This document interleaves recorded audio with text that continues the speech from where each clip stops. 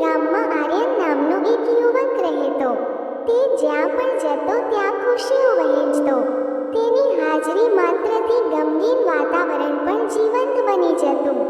લોકો કહેતા, નસીબદાર છે આ માણસ, એને જિંદગીમાં કોઈ દુઃખ જ નથી, એટલે જ તો આટલું હસી શકે છે. એક સાંજે ગામના એક વડીલે આર્યનને પૂછ્યું, બેટા, તારી આ અખૂટ ખુશીનું રહસ્ય શું છે? શું તને ક્યારેય દુઃખ નથી થતું? આર્યન મંદ સ્મિત સાથે એ વડીલને પોતાના ઘરે લઈ ગયો.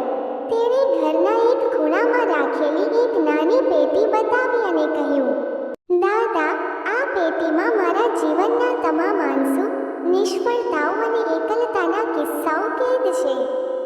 રોજ સવારે હું આ પેટી ખોલું છું, મારા દુઃખ સાથે થોડો સમય વિતાવું છું અને પછી તેને મજબૂતીથી બંધ કરી દઉં છું. વડીલ આશ્ચર્યચકિત થઈ ગયા. આર્યને આગળ કહ્યું, દુનિયા પહેલેથી જ ઘણી પીડામાં છે, દાદા. જો હું મારું દુઃખ બતાવીશ તો કોઈનું દુઃખ ઓછું નહીં થાય. પણ જો હું હસીશ તો કદાચ કોઈ નિરાશ વ્યક્તિને બે પળ માટે એવું લાગશે કે જિંદગી જીવવા જેવી છે. મારે ખુશ રહેવું એ મારી જરૂરિયાત નથી, પણ બીજાને હસાવવા એ મારી જવાબદારી છે, અને તેનાથી મને ખુશી મળે છે.